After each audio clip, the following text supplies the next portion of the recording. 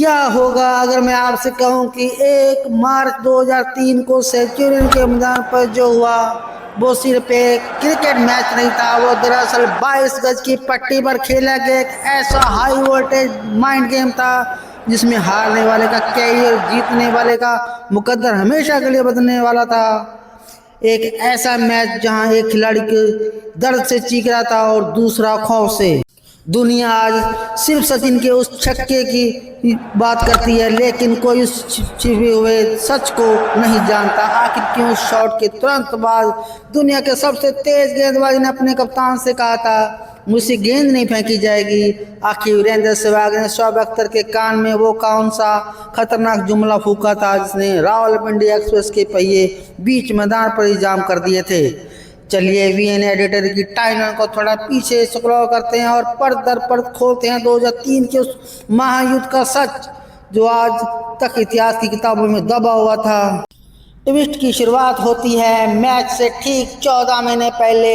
साल 2001 भारतीय संसद पर हमला। शहर के दोनों तरफ बारूद की गंध थी।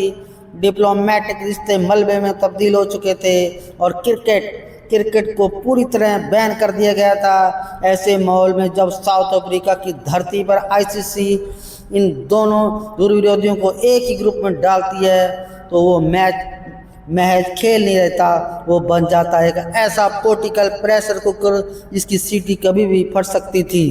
पूरे ग्लोबल की नजर सिर्फ एक तारीख पर टिकी थी, 1 मार्च। उस दिन हिंदुस्तान में रविवार जैसा सन्नाटा नहीं था, बल्कि एक ऐसा खौफनाक सन्नाटा था जो किसी अनहोनी से पहले होता है। दुकानें बंद, सड़कें सूनी, लेकिन इसी सन्नाटे के पीछे असली कहानी तो ड्रेसिंग रूम में लिखी जा रही थी। यहाँ आता है कहानी का पहला ट्विस्ट। जिस खिलाड़ी को पूरी दुनिया ने गॉड मानकर बैठी थी वो अंदर से टूट चुका था। जी हाँ, सचिन तेंदुलकर। मैच से पूरे 12 दिन पहले सचिन को रातों की नींद गायब थी, वो सो नहीं पा रहे थे। क्यों?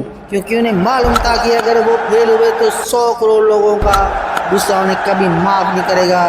दबाव का ये वो मास्टर था जो स्क्रीन के पीछे खिलाड़ियों को निगल रहा था। मैदान पर दोनों टीमें आती हैं, खेल भावना के नाम पर हाथ मिलाए जाते हैं, गिफ्ट दिए जाते हैं, लेकिन सिर्फ कैमरों के लिए था।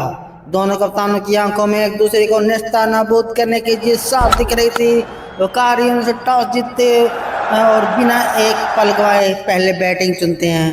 पाकिस्तान का प्लान तैयार था, भारत को पहले ही हॉफ रेस में बाहर करना था और मैच की पहली गेंद पर वो हुआ जिसने भारतीय फैंस का दिल हल्के में ला दिया।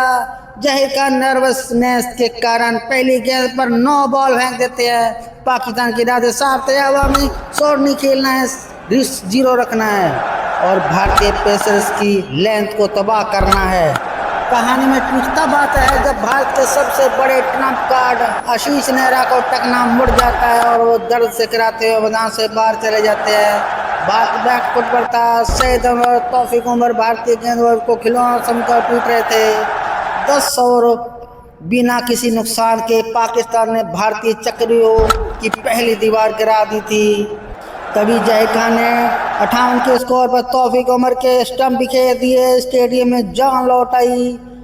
लेकिन असली मुसीबत तो अभी भी क्रीज पर खड़ी थी। सईद अनवर, एक ऐसा नाम जो भारतीय टीम के खिलाफ हमेशा अपनी जिंदगी की सबसे खतरनाक स्क्रिप्ट लिखता था। अनवर ने भारतीय स्पिनर्स अनिल कुंबले और हरभजन सिंह की फिरकी को नाकाम कर दिया। विकेट गिरते रहे, लेकिन अनवर का बल्ला आग उगलता रहा। उन्होंने एक ऐतिहासिक शतक जड़ा। 49वें ओवर में जहीर खान का एक तीखी बाउंसर राशिद लतीफ के हेलमेट पर लगती है। नफरत और बढ़ जाती है। आखिरकार पाकिस्तान 273 रनों का वो पहाड़ खड़ा करता है। उस जमाने में लगभग नामुमकिन था। वर्ल्ड कप के इतिहास में भारत ने कभी 222 रन से ऊपर चेज नहीं किया था। सामने वसीम, वकार और शोएब को पेस अटैक था जो सूंघ का शिकार करता था। भारतीय फैंस टीवी बंद करने वाले थे। तभी थ्रिल का असली चैप्टर शुरू हुआ था। ड्रेसिंग रूम में कप्तान सौरभ गांगुली ने साफ कहा था, धीमा खेलो, विकेट मत दो। लेकिन सचिन तेंदुलकर एक अलग ही थ्योरी के साथ मैदान पर उतरते थे। उनका मानना था कि अगर डिफेंस खेलेंगे तो पाकिस्तान हमें कुचल देगा। वार करना है तो सबसे पहले उनके सबसे बड़े हथियार पर करो। पहला ओवर आया 9 रन बने, लेकिन दूसरा ओवर लेकर आए रावलपिंडी एक्सप्रेस शोएब अख्तर। शोएब ने आते ही वीरेंद्र सहवाग को स्लैश करना शुरू कर दिया। दम है तो हुक मार के दिखा। अब यहाँ तो आता है ट्विस्ट जो कैमरों में कैद नहीं हुआ।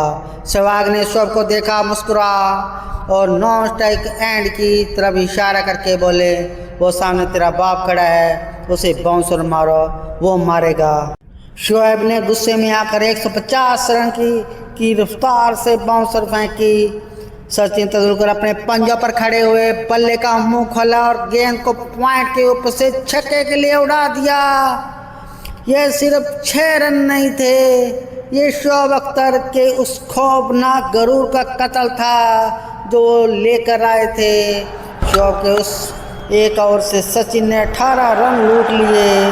दबाव इस कदर पलटा कि शोएब अख्तर ने बीच मैच में अपने कप्तान वकार यूनिस से जाकर कहा, मुझसे सचिन के सामने बॉलिंग नहीं होगी, मुझे हटा लो। एक वर्ल्ड क्लास बॉलर मानसिक रूप से टूट चुका था।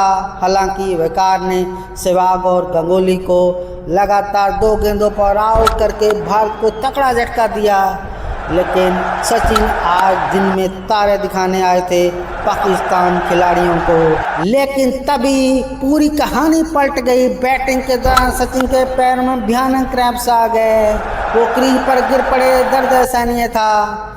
रनर के तौर पर सहवाग को आना पड़ा। पाकिस्तान को लगा कि घायल शेर अब सरेंडर कर देगा, लेकिन सचिन ने दर्द को झेला और एक पैर पर खड़े होकर पाकिस्तान गेंदबाजों को तार तार करना जारी रखा। का सबसे बड़ा स्पंज तब आया जब सचिन तेंदुलकर ने 98 रन पर खेल रहे थे। शोएब अख्तर वापस आते हैं। उनकी एक तेज बाउंस सचिन के बल्ले का किनारा लेकर फील्डर के हाथ में चली जाती है। सिर्फ 2 रन दूर मास्टर ब्लास्टर आउट हो गए।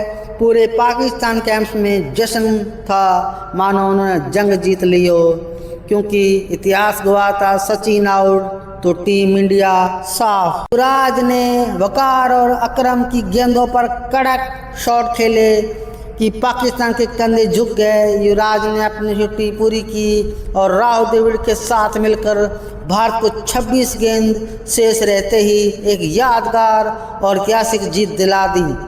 शोएब अख्तर ने उस दिन अपने कैरियर के सबसे महंगे 72 रन लुटा दे और भारत इसी जीत के रथ पर सवार होकर 2003 के फाइनल में जा पहुंचा। तो दोस्तों, ये थी सेंचुरियन की उस महायुद्ध की वो इनसाइड स्टोरी जिसने क्रिकेट को हमेशा के लिए बदल दिया। सचिन का वो अपर कट छक्का देखकर कि आपके भी रोंगटे खड़े हो गए थे, और सहवाग का वो डायलॉग आपको कैसा लगा? कमेंट बॉक्स में अपनी राय जरूर छोड़ना। अगर इस वीडियो ने आपकी पुरानी यादें ताज़ा कर दी हो तो वीडियो को लाइक और दोस्तों के साथ शेयर जरूर करना, और हाँ, चैनल को सब्सक्राइब करके बेल आइकन दबाना बिल्कुल मत भूलना, ताकि ऐसी रोमांचक कहानियाँ और थ्रिलर आपको मिलता रहे।